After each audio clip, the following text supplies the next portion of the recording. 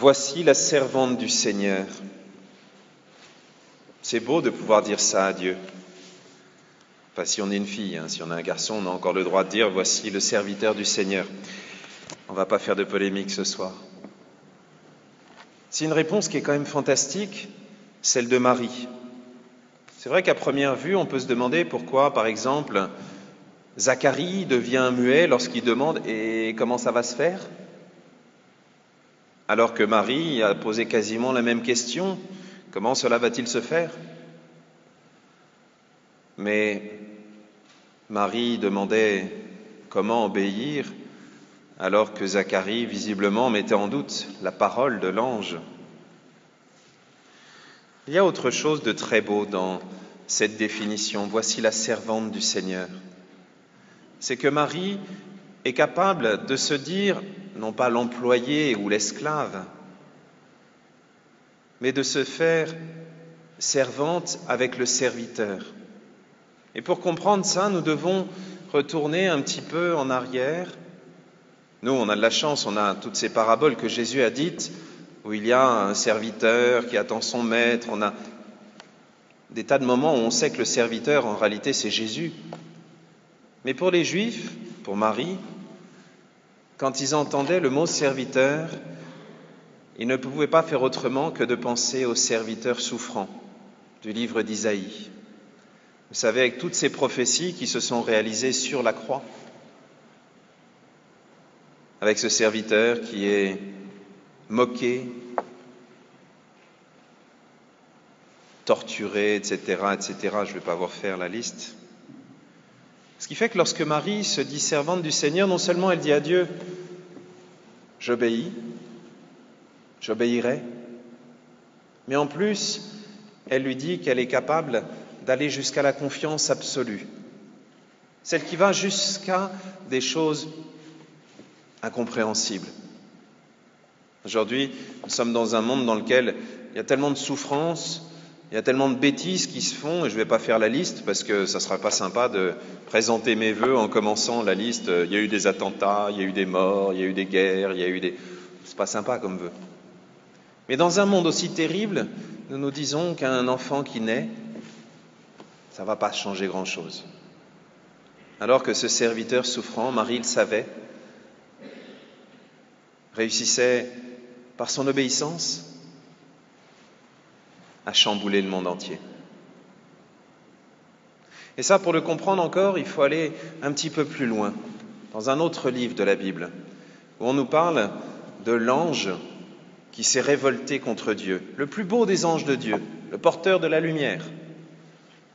Je ne parle pas des séraphéraires, des enfants de cœur qui portent les cierges, mais du luciféraire, le porteur de la lumière. Ça a donné un nom, Lucifer. Vous connaissez ? Non, ils ne connaissent pas. Bon.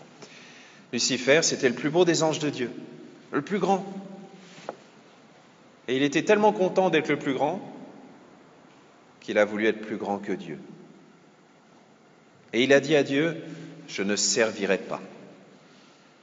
Pour les latinistes, « non serviam ». Et c'est pour ça que la devise des enfants de cœur, c'est devenu « serviam ». Alors pas tous les enfants de cœur, ils ne connaissent pas tous le latin, vous inquiétez pas. C'est « je servirai ». C'est pour ça que Marie aussi a répondu « je servirai ».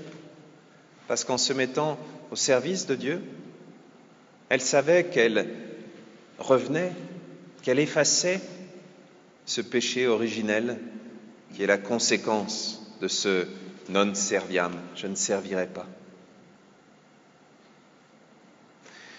C'est une chose mystérieuse, mais on peut l'expérimenter chacun, chez nous. À chaque fois que nous sommes capables de faire confiance à nos parents qui nous disent « c'est pour ton bien, va faire tes devoirs ». Pourquoi est-ce qu'il faut attendre encore 2 jours pour ouvrir les cadeaux ? Fais-moi confiance.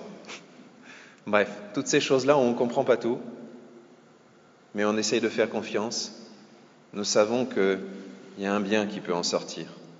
Et plus mystérieusement encore, dans cette obéissance qui n'est pas l'obéissance d'un esclave, mais l'obéissance d'un ami, dans cette obéissance à Dieu et à ceux qui nous offrent comme supérieurs, pour moi, l'évêque, c'est pas facile, pour les enfants, leurs parents, pour On ne va pas faire la liste complète de tous ceux à qui on doit obéir, mais dans cette obéissance qui fait confiance à Dieu, donc qui n'est pas aveugle, nous faisons avancer le royaume des cieux. Alors, nous pouvons comprendre comment obéir, même dans un cadre, dans une société qui n'est pas juste,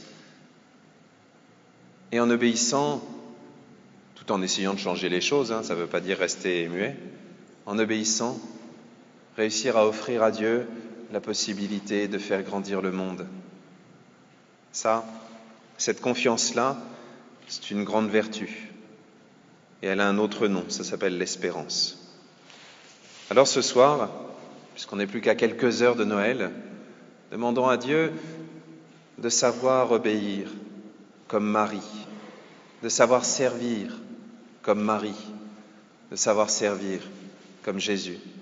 C'est-à-dire en nous faisant tout petits, juste à côté, juste pour les autres, de les faire grandir.